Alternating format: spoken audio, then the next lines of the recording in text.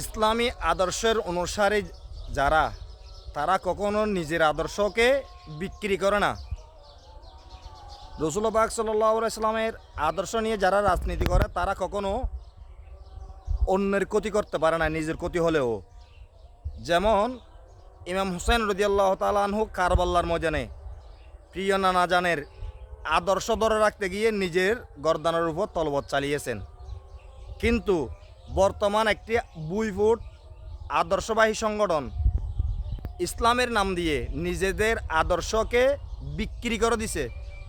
ইসলামের আদর্শের মধ্যে নয়। যদি তারা ইসলামের আদর্শের মধ্যে থাকতো, তারা কখনো চট্টগ্রাম তথা পটিয়ানোয়ারা চন্দ্রনাথ বলকালীর ছেলে মেয়েদের ব্যাংক থেকে বিনা কারণে বের করে দিতে পারতো না। সেজন্য তাদের মধ্যে কোনো ইসলাম নেই। ওদের নামের আগে ইসলাম, পরে ইসলাম, মাঝখানে কিন্তু সব, উপরে ফিটফাট, ভিতরে সদরঘাট। সেজন্য মহান রব্বুল আলমিনের কাছে ফরিয়াদ করেন, মহান রব্বুল আলমিন যেন সকল ব্যাংকার ভাই বোন যাদের চাকরি হারিয়েছে তাদেরকে যেন সুস্থ মস্তিষ্কে পৃথিবীর বুকে চলার তৌফিক দান করে এবং ধৈর্য এবং সহ্য ক্ষমতা দান করে।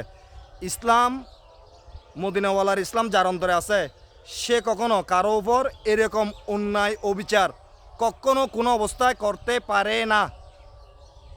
আল্লাহ হাফেজ। আসসালামু আলাইকুম।